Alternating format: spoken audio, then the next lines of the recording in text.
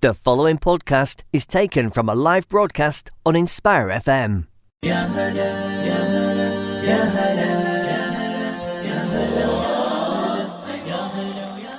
Assalamu alaikum everyone, welcome to Sisters Speak. You're joined with me in the studio with me, Maryam. Me, Sonia. And me, Yakub. Also joined online, we have... You also have me online. You have Irfan. So we have Irfan online as well. So today we will be talking about Muslims in public policy, and hence why we have these two brilliant guests with us today, the co-founders of Muslim Public Policy, and we'll be talking about how it emerged and the influence that it will, inshallah, have. But before we do that, Sonia, could you tell us what our show is about? Yeah, our show is a platform for young Muslim girls to just talk about general topics and form discussions on things such as social media, culture, politics and any other kind of current affairs. And all opinions, our views are our own, and we respect all other opposing views. So I'm going to just quickly do introductions to Irfan and Yakub, starting off with Irfan. So Irfan is a strategic commissioner at the London Borough of Redbridge and has completed the National Graduate Development Programme, where he has previously worked on COVID-19, public health strategies and social care reforms. He also has completed a civil service internship and has a master's in the field of global health and is the current director of MIPP. Moving on to Yakub, who is also the co-founder of MIPP, is a finance business partner at the London Borough of Barnet, where he's working on the Brent Cross and Cricklewood Regeneration Project. He's previously worked as an accountant at the London Borough of Hackney and is a graduate of economics and finance. So a very warm welcome to you both, and thank you for coming down, Yakub and Irfan, for joining online. I think this topic is really important to discuss, especially in access to policy in terms of local government. Now I'm going to move on to a segment called Thought of the Week, which is a segment where we talk about a reflection, something insightful, or something we just want to talk about. I'm going to start off with Sonia, although she did not want to be starting off with. Okay, so my Thought of the Week this week is to stay in touch with your friends. Okay, and I actually mean this one because I think life gets so busy and everyone gets so rightly so, you're trying to make money, you're trying to fend for yourself, survive and do things, and you make networking and you make connections with people for professional reasons, but I think it's important to remember that you still can have connections that are completely not professional. It's just a good friend and a good person that you may have known, and it's an acquaintance, and I think it's important to make time for people like that. And it could be like a double whammy. I have a friend that we hardly ever see each other, but we go to the same gym. So there you go. You've used your gym time and friendship time, kind of done all in one go. So yeah, I think that's a thought of the week that I just want to put out there. Don't forget the friends that aren't there for your professional life. It is literally just a good friend. I completely agree. I think something that we all can take away, especially when we're trying to go up the ladder in terms of our professional careers, we often forget the people that supported us when we weren't in these established roles. Irfan, I'm going to move to you. What is your thought of the week? Yeah, so that was a great thought of the week, Sonia. Thank you for sharing. So my thought of the week is, I think after Ramadan especially, I've been thinking of small deeds that we can be consistent with, as it's hard to continue with all of the great stuff that we achieved in Ramadan. And one of those things is adhkar, which is daily remembrance of God. And so morning and evening we should sit down for literally 5 minutes after the Fajr, after Asr, and there's a really good app on your phones if you want to app store and type in adhkar. It basically do your daily adhkar, and at the bottom of each of the du'as it has a hadith of the virtue of that du'a, and essentially the virtues are around getting Allah's protection from evening to morning and so on. And I think just to think you spend only 5 minutes in your morning and evening to do for that whole day, I think that's something we can all do, and we don't have an excuse of saying we don't have time for this, because I think we all need this. and it's something that can really soften our hearts as well. So that's my thought of the week.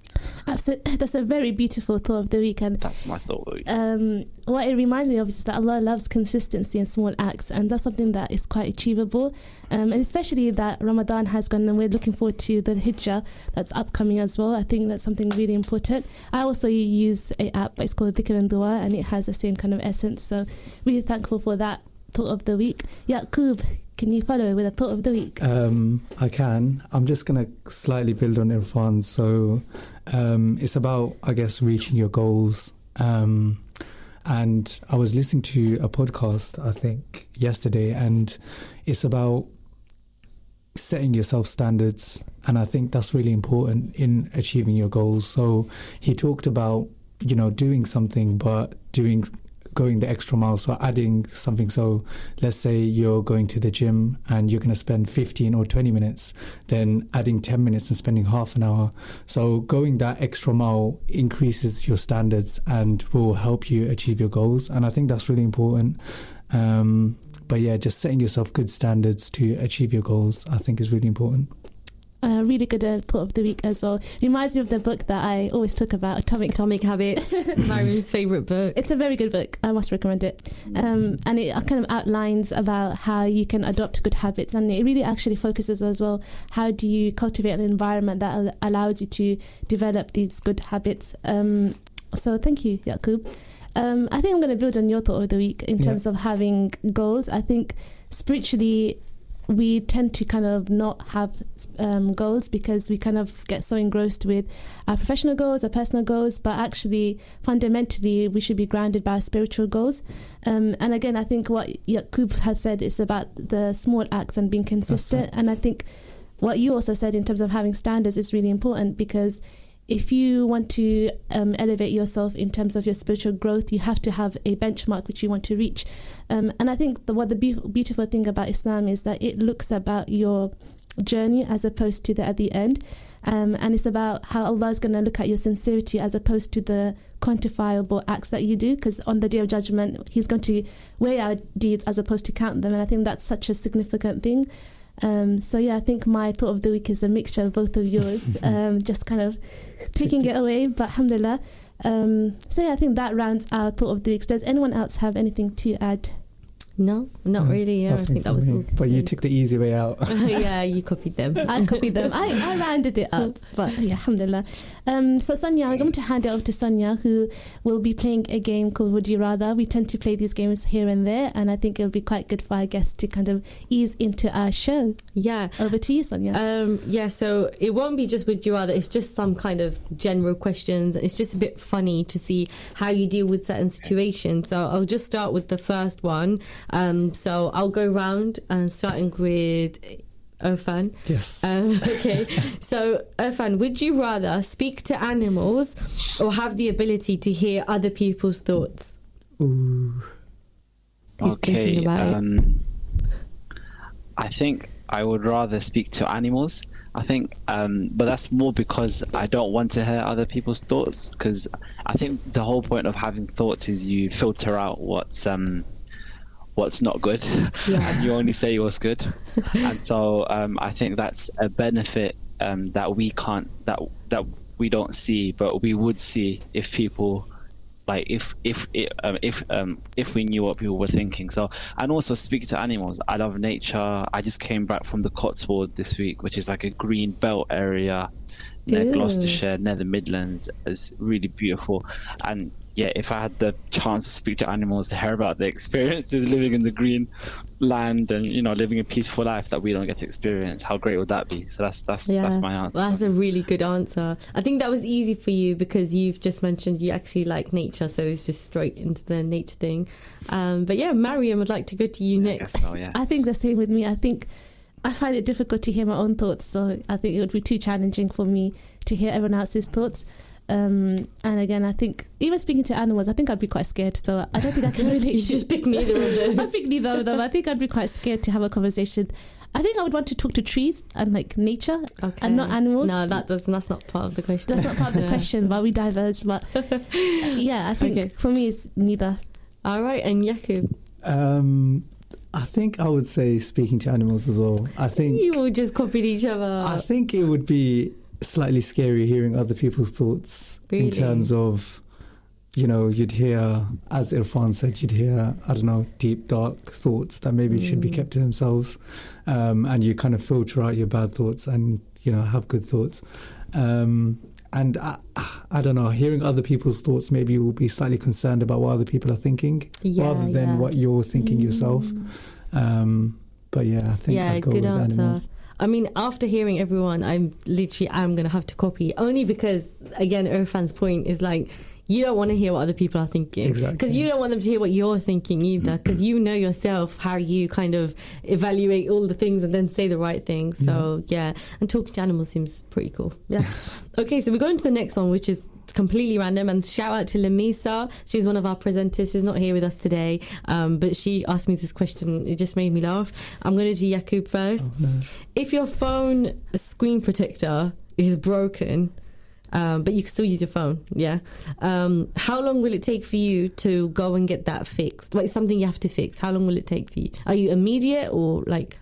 I'm an immediate person. I think it would annoy me having it cracked or, I would. Even though you can still use the phone? Even though I can still use the phone, I think, it would nigger in my head that I'd what need if to it's happened twice now? Like it just happened last week and now you have to go again? I'd still do it instantly. I don't know about you guys, but I just want to do it quickly. I feel really bad because that's happened to me so many times. Okay, so Maryam, if you had to answer this question. I think the same as Yakub because that's happened to me. I literally have broke it in like 2 weeks space and I just went and fixed it. And I thought this will make me accountable and more careful. I did to some extent, but yeah, I would fix it. And Irfan?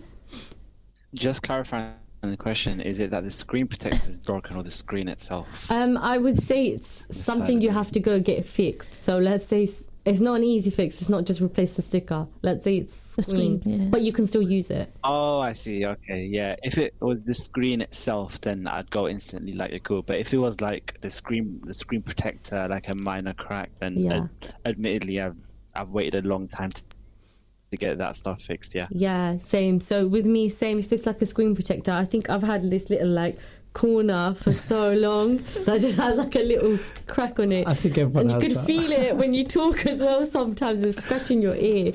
I just leave that. So yeah, I'm kind of not immediate with it. But yeah, Lamisa, funnily enough, she was saying she wouldn't do it. She was like, I'll leave it for as long as I can use the phone. I'm just going to keep using the phone. That's such a Lamisa answer as well. Yeah, but sometimes listen, you have to dish out quite a lot of money to do this. Yeah, so it's like, how often are you going to do it? But yeah, I will ask one more question before we move on to our main topic of the show. This is just like a silly one, and I'll start with Irfan. Would you rather have £5 million now, but it's a one-off, or would you rather have £10,000 every single day for the rest of your life? Can you repeat that if you don't mind? Okay, yeah, sure. So you either can get £5 million now, right? No strings attached, nothing, but that's it. You don't get anything after that. Or you can get £10,000 every single day of your life. I think I'd rather get £10,000 every day of my life because I don't know how to explain it, but I think number one, tax. Like I'm pretty sure there's no tax. There's no tax on this. It's an accountant. It's too funny. Oh, there's no tax on this. Tax but free. Still, I think just the nature of human beings. Okay, tax free. Still, just the nature of humans. We're consumers, and we just consume that 5 million too quickly. So I'd rather stagger it out. Yeah.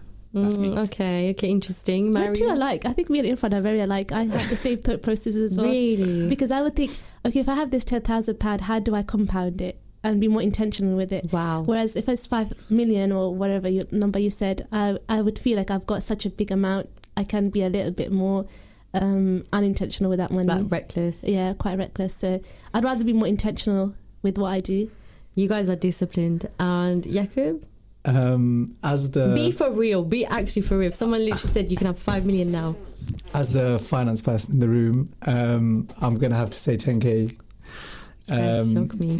Yeah, because obviously you can invest that 10k, but yeah. 10k every day for the rest of your life. Would that even amount to £5 million? It depends how long you live, I guess. But yeah, I think having 5 million in one go It's just you'll blow through it. And but I think that's a reflection on you three, that you think that 5 million will just go. I'm sure everyone's been in that situation where, you know, they'll get a certain amount of money and then they'll look at their bank account like even a couple of weeks later and just maybe it's because we all work in finance, we think like that, maybe. I think the 10k. Well, I think I'm the only one then. I would take the 5 million. Why would you take the 5 million? Because instant gratification.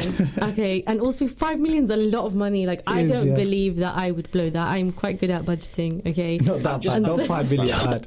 I've never tried that before, but I know I do feel like I'd still be intentional with it and do any investments and try and make more money with it. But I'd just be happy. I can go Disneyland and do things. So. I feel like with that amount of money, I feel like there'd be so much responsibility. Like, how would I help the community? No, but you know that you've got that much money, and so with the wealth, there's the risk, right?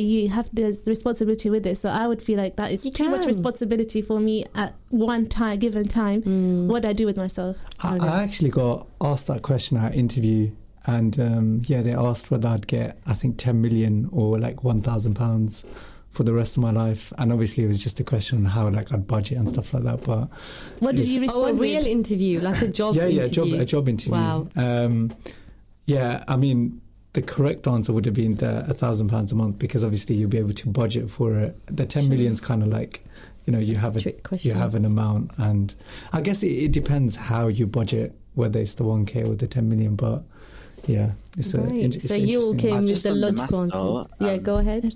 Yeah, so I'm just saying, I've just done the math, so I've done like 5 million divided by 10k. I'm pretty sure it's because you're the math person in the room, but that comes to 500 years. Nobody lives 500 years. Thank you, Irfan. From a financial point of view, you could argue Sonia's right. You guys will never get that 5 million. Maybe I don't want to have that much money. Who knows? Yeah, well, I will have it. Because I chose it.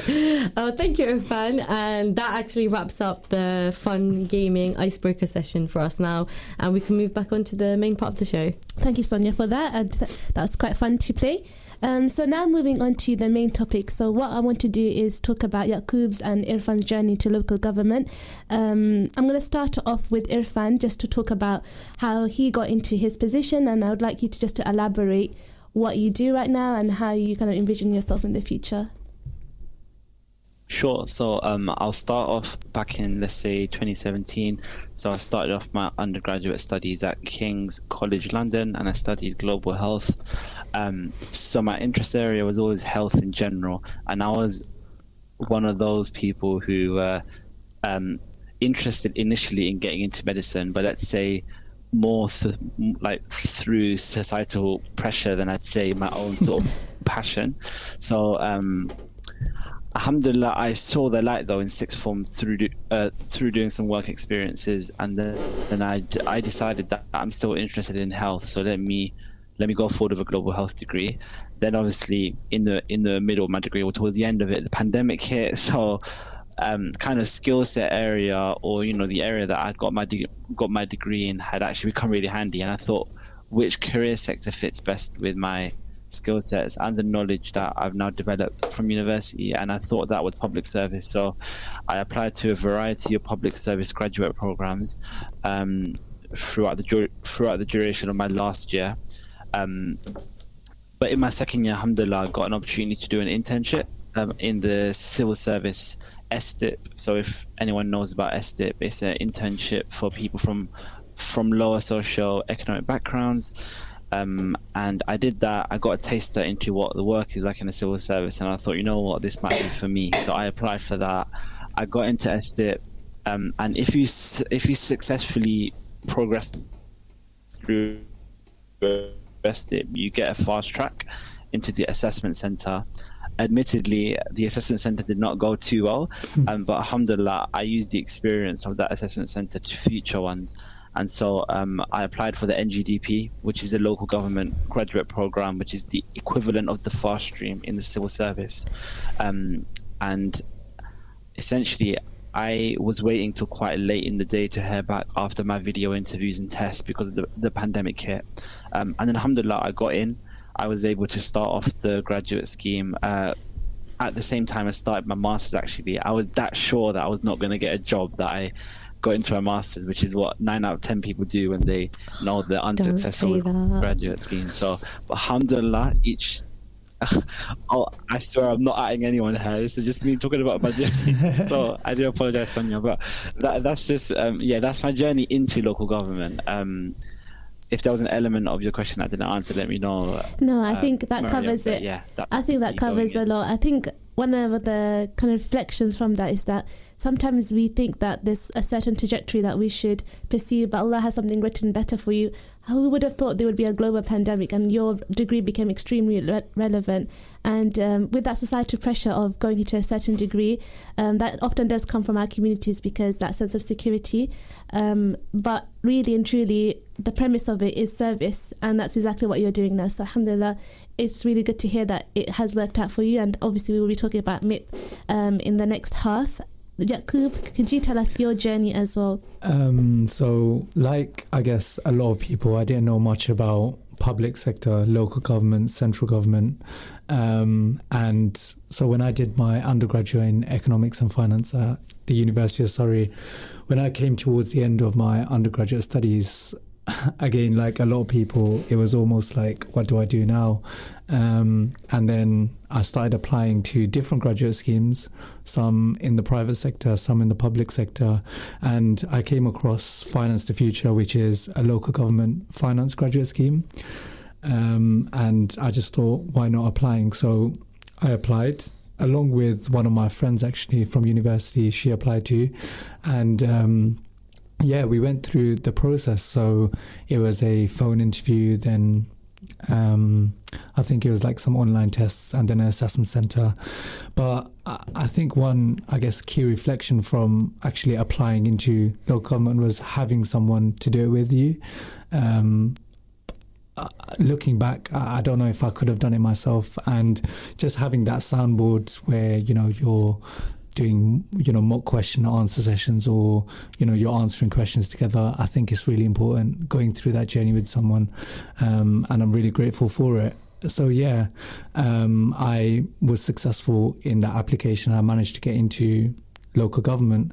I did have a couple of interviews beforehand, and I know I've mentioned this a couple of times, like Irfan, but it's those interviews were a lot different to the interviews that I had in the public sector.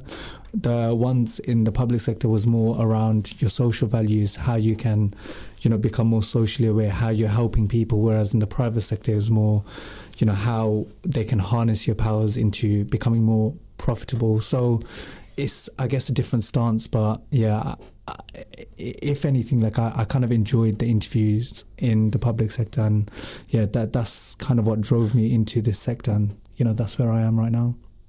That's really valuable to hear. And what I appreciate that both of you have mentioned is that it wasn't something that happened overnight. It's something that was a process and a journey. And I think what I want to kind of briefly touch upon is, and this question is for both of you, is what challenges did you face in trying to overcome those barriers that you faced in terms of, having access?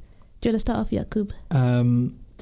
So I think one key barrier was knowledge. So I did mention that I had no clue what public sector was. In fact, coming from uni, I had no clue, how to go about applying to jobs.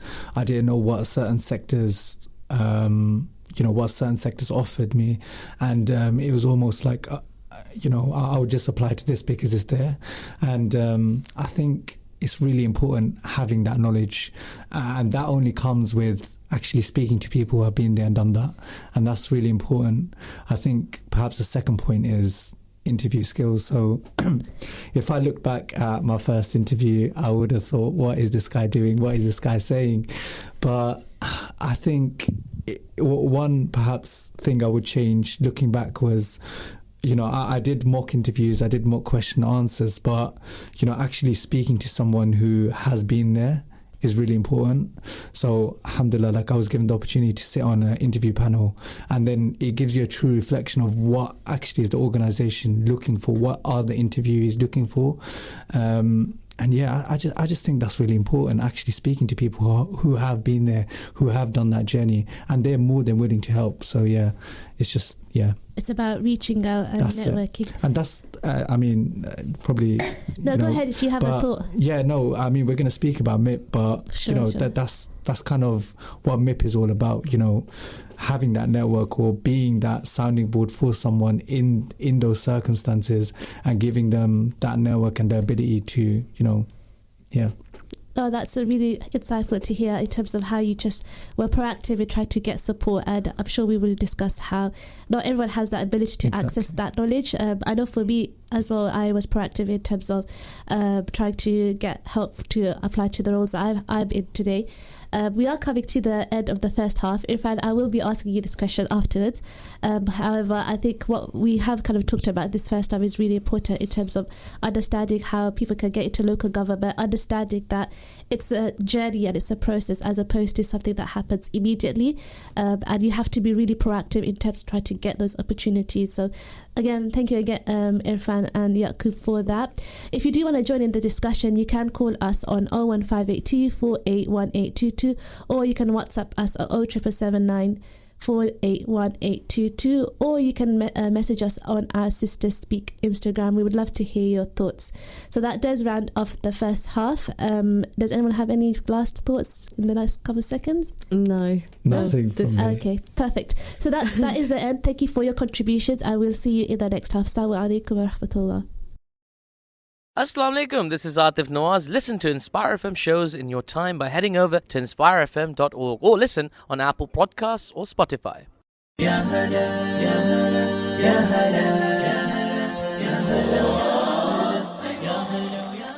Assalamu alaikum everyone, welcome back to Sister Speak. You're here with me, Maryam, and also joined in the studio is me, Sonia, Yakub and Irfan. They have joined us from Muslims in Public Policy, and we're very happy to have them. In the first half we talked about the journeys to local government, and we also had quite an anecdotal game, but in this half we will be delving deeper into how Muslims in public policy has emerged. Before the first half, I did ask Yakub what was his journey to local government, the barriers that he faced, and I do want to continue the conversation. So Irfan, could you please let us know what your barriers were in terms of accessing a local government job? Of course, and I just want to say, we didn't pre-plan answers or anything, but I had the exact same points in mind, so I'm not going to take too long and say, honestly, what Yakub said are the main two barriers. So you've got accessibility. The fact that we didn't know what a local government was and what it entailed is quite problematic, I think, and we'll talk about MIPP in a bit and how that can bridge that gap. The other thing is skill set. So do graduates and students have the skills necessary to navigate the application process, especially when you're facing competitive sort of competition from people from different backgrounds, let's say. So alhamdulillah, I got support from Upreach, which is a great organization that helps people from ethnic minority backgrounds to access these spaces and internships and so on. And yeah, we'll talk a bit later about how we can bridge that gap, but those are the two main barriers. Thank you for sharing that. I think that's something that also I can resonate with in terms of trying to access a certain role. Having access to people that have the resources to support you is really fundamental in terms of navigating these requirements. But I wanted to ask you something that perhaps you may have not thought about before, especially as Muslims. I just want to ask, how do you kind of navigate your position in terms when it conflicts with your values? Because I think that's something that's quite fundamental as well. Though we are in these areas of work in terms of policy, it's important to acknowledge that we are grounded by our religious beliefs.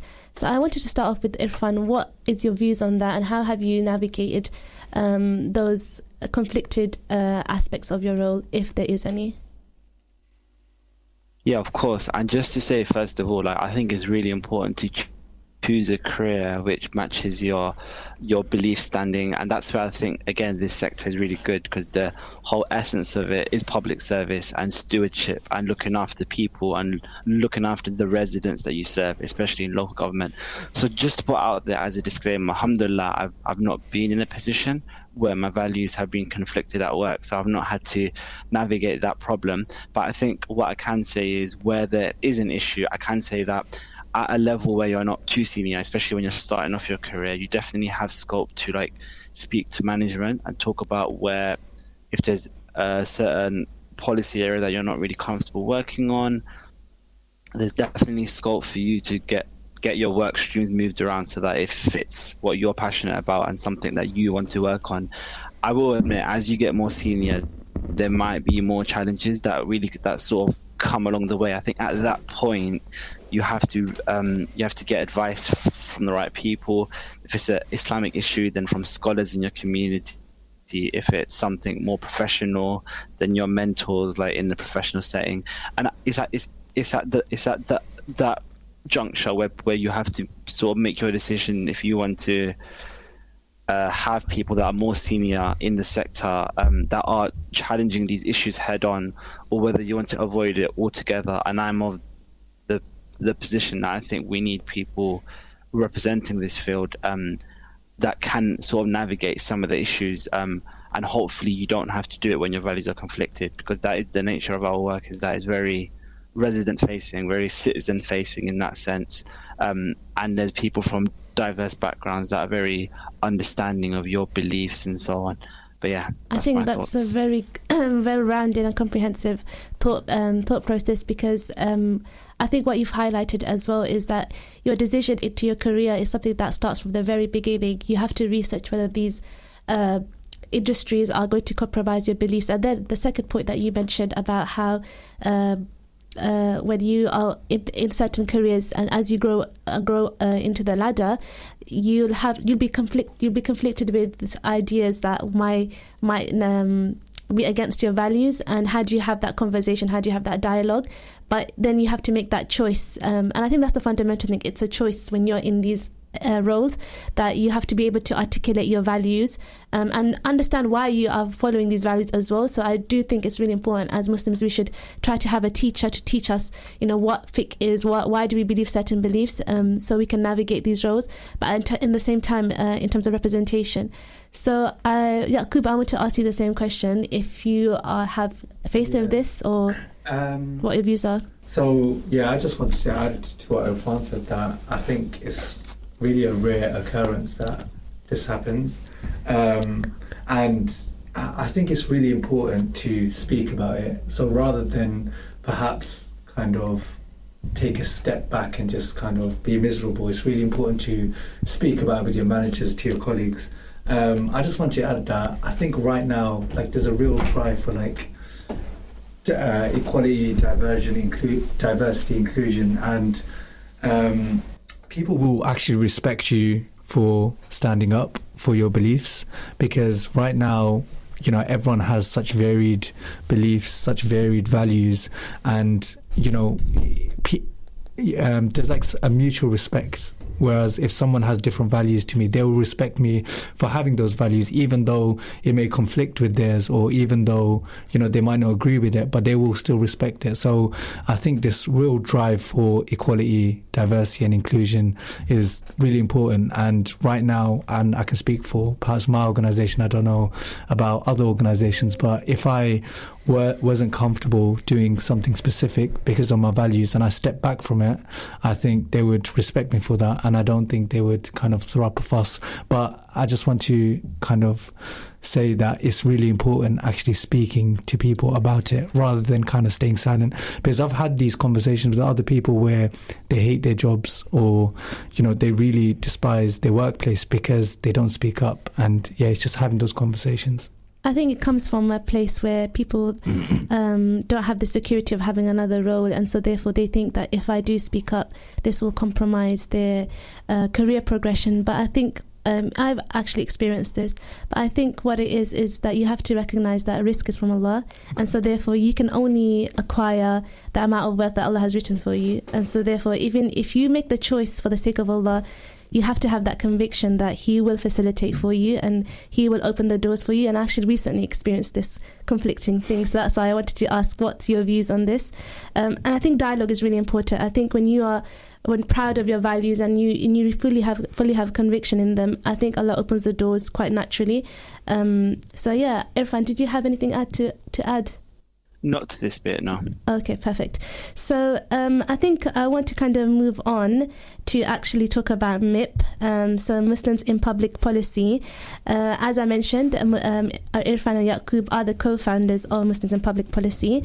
I'm going to turn to you, Yakub, just to ask you what is MIPP and what you stand for, what are your aims. Yeah, so Muslims in Public Policy. So I guess 2 years ago, I think it's about 2 years now, Irfan messaged me on LinkedIn, and I think we both had similar thought process that we were starting our professional careers within the space. And alhamdulillah, although there are Muslims within the sector, and this is probably a change that happened in the last 5, 10, 15, 20 years, where you wouldn't see any Muslims or any people from ethnic minorities. I think just looking upwards, so looking at senior roles or looking at those roles that have high impact on the communities that we live in, you don't really see as many ethnic minorities, as many Muslims in those roles. So just a couple of stats, I guess. So even within the civil service, the difference in Muslim representation from the most junior grade to the senior grade, it goes from 4.6% to 1.2%. Wow. So it falls by 3%, which is, quite significant. And not just in civil service, in local government as well. Only 5.8% of local authority CEOs declared themselves as having a minority background. So even though there's been a lot of progress made, alhamdulillah, there's still a lot of work to be done. And this is why myself and Irfan kind of set up Muslims in Public Policy to, I guess, facilitate that space.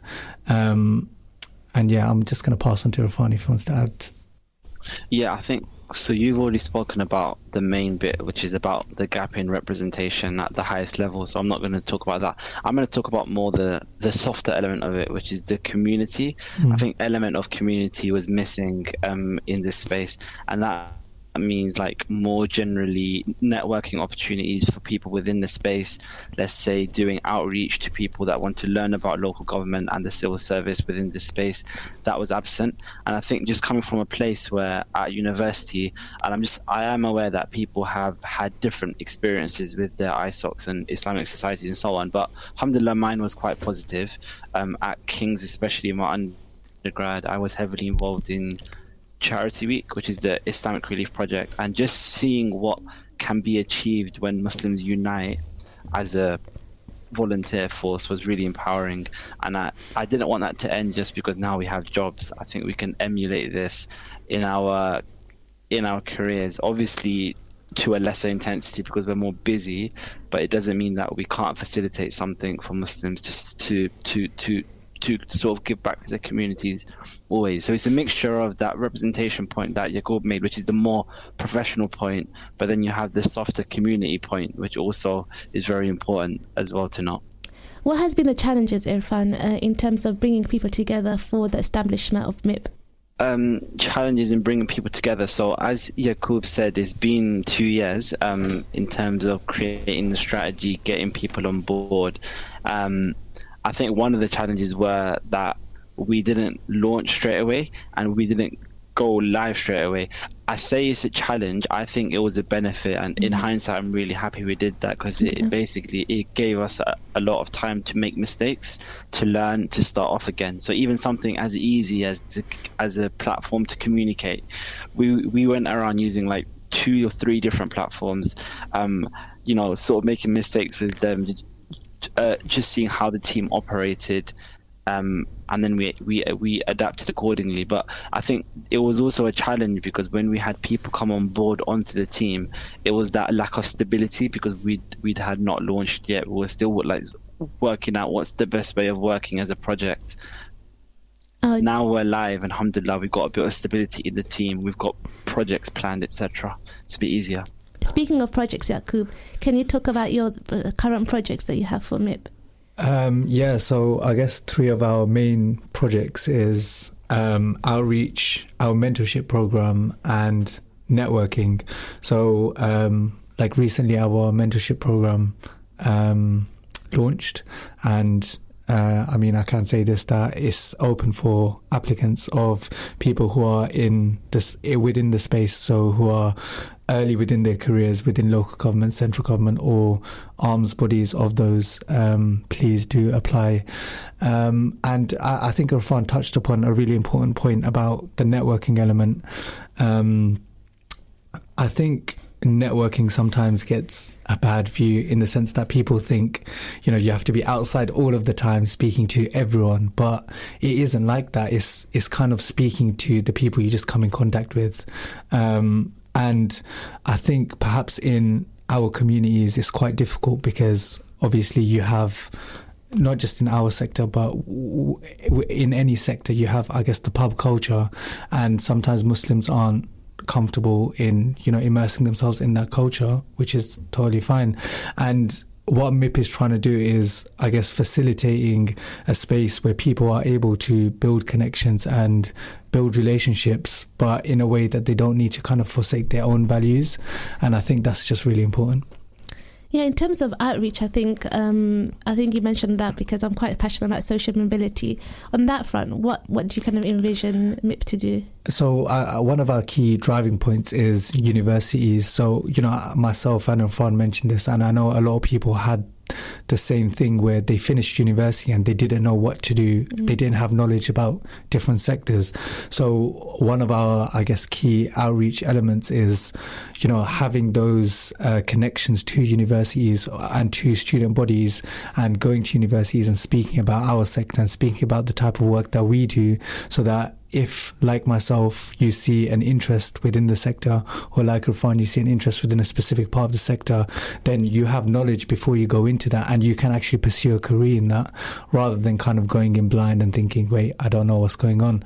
So yeah, I think the outreach element is very, very important, and hopefully over the next coming months you'll see a lot more activity in that. Irfan, did you want to add? I think just to add that on the mentorship front, yep, it's open right now, like Yakub said, and we've got some really inspiring leaders that are offering the time to be mentors within local government and the civil service. So if you're aspirational, if you're ambitious, and you want some guidance in your career, not just a career, but I guess taking advice on other fronts as well, then please do apply. You've got about 3 weeks or so. I wanted to ask both of you, have you both ever been mentored? I have, yes. And I really speak about that. Yeah. I think it's quite important for people who've never been mentored to kind of understand what does that actually look like. So I still have a mentor to this day, and it's valuable. I can't I can't speak more highly of it. So I think one key thing about my mentor, so he is a director at the London Borough of Hackney, and he's also Muslim. He's actually from Luton as well, but he moved to London. One key thing is that he understood it from, I guess, my thought process, in the sense that, you know, my career goals might be slightly different maybe than a standard person, and I think that's really important, because I don't know about everyone else, but my journey has been different and my journey will be different, and it's just finding that person that can help you rather than kind of take control of your journey. And I think sometimes you do find that, but yeah, it's just having that helping hand. And, you know, sometimes like you are in situations, and I know you touched upon like having conflicting situations with your values, but having someone to speak about it is really important. And yeah, just having someone there that you know will help you through it is just really important. Irfan, do you want to add? Yeah, just having access to a mentor at that level is really important. I've also got a mentor who's in local government, in quite a similar role to Yakub's mentor in a different local authority.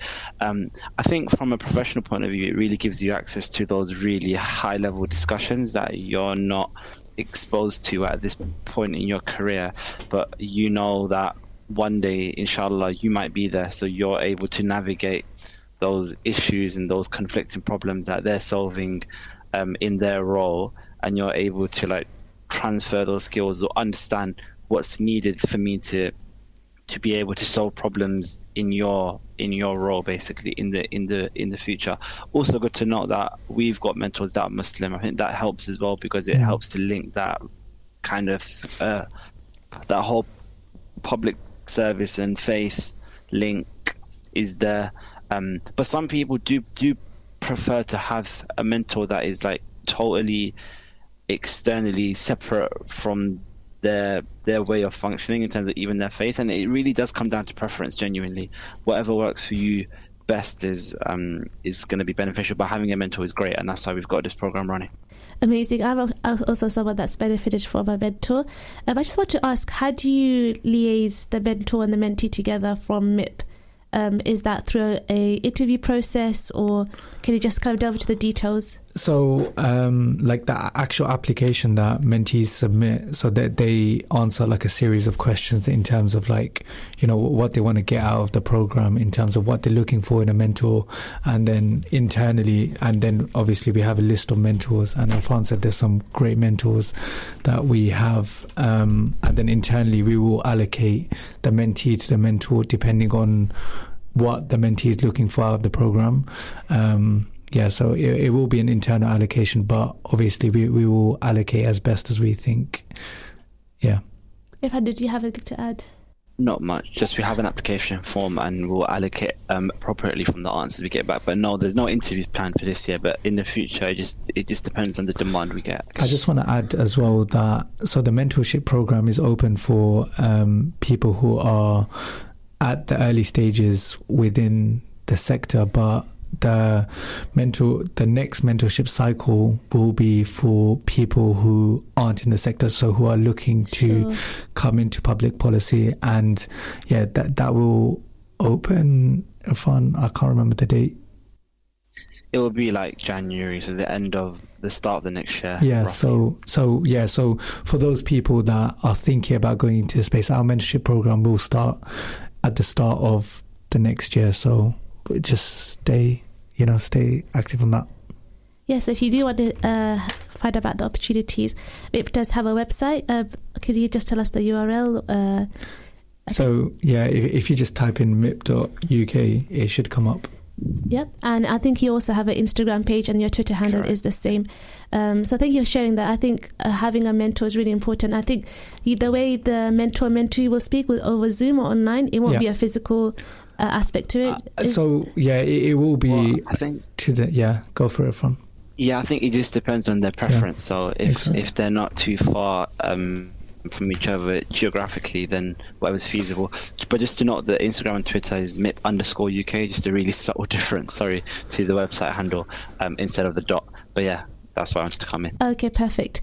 So I think one thing that is a barrier to mentorship is that the access, even financially, just to reaching those mentors. So I think it's really great that you have an online initiative that allows people to access these mentors without the financial burden. And I like what Irfan said, if it's feasible to meet in person, then that option is available. I just want to ask, what is the long-term aims for MIPP? I think it's quite important to kind of hear. I know you're just emerging and establishing, and it's great to hear that you are really trying to hone upon the skills that already exist, but also open a network that will facilitate people in the future to access local government or central government. But where does that position you in terms of your long-term vision? So, I guess one of our main long-term visions is, my network, Irfan's network, and everyone around us, our network is very much within the southeast, so London, Luton, or those kind of areas. And what we kind of envision is we want this to be a national scheme where people all across the country are benefiting, communities all across the country are benefiting, and that's really important, rather than it just being people from London, just being people from specific areas. We're just starting up as an organisation, but we'd want our organisation to be where anyone across the UK can hear about us, can join into the scheme. Irfan, can I ask you as well, what influence would you envision MIPP to have? Of course, in terms of influence, MIPP in general. So I think as an organisation, I want us to be influential force in making our workforce more diverse. So as we saw from the census data, the Muslim population is increasing, but not just that, the minority ethnic population is increasing. So it's important that as we progress, the government workforce also develops this diversity so that we serve our communities. It's important that the workforce represents the communities they serve. So that's the impact that I want MIPP to have over the years. We see more Muslim chief executives, we see more Muslim permanent secretaries in the civil service. Alhamdulillah, we've already got a few of these in our advisory board, so it will help us to break those barriers for the next generation, but the numbers are quite small. So that is more of a numbers thing, but also, again, more of on a softer note, I want us to build that community. I want people to be talking about sort of what is really good about working in a sort of local authority or a civil service department. I want that sort of conversation to be happening when we're talking about potential careers and so on. That's sometimes the impact that I want MIPP to have. Did you want to add, Yakub? No, I think Irfan covered it really well there. I think that you covered really good. Both of you have covered you both have covered very good points in terms of how you want MIPP to be a kind of beacon of skills for upskilling the community, but also to kind of ground in terms of your religion and religious values. I just wanted to ask as well, is this organisation just specific to people in policy, because as the name kind of suggests, or is that something that you want to just kind of elaborate? Yeah, so public policy kind of encompasses central government, local government, and I guess all of the arm's length bodies. So, I work in local government, Irfan works in local government, but, there's also people across the team that work in civil service or, let's say the NHS Foundation Trust, bodies like that. But public policy is wide ranging, and I guess it's an umbrella for all of those services. And I also wanted to say that if someone doesn't have policy experience, can they benefit from MIPP? Of course, and I mentioned about the next mentorship program that's starting. So it's not, MIPP isn't just for people that work within public policy. It's for people outside of public policy that may think about a career within that sector, who are interested in like a specific area. I don't know, who are thinking maybe about. And I work in the finance side, Irfan works on commissioning, and across the team, people work in so many varied roles and varied professions. And I think that's really important, that, public policy isn't just, this is the specific role and this is you coming into a specific service, but it's wide ranging. You can be from finance, you can go into commissioning, you can go into, trade, you can go into X, Y, and Z, but yeah, it's just having that network and having that, bridge to do so. Yeah, I think that's a really good point. We are coming to the end of the show, and I think what you mentioned is that MIPP is not exclusive to just one area. There's multiple areas. Thank you both for joining, and hope you both enjoyed it. Join us in our next show. Assalamu alaikum. Thank you for listening to our podcast. Why not tune in to our live stream at inspirefm.org and follow and subscribe to our social media platforms at Inspire FM Luton.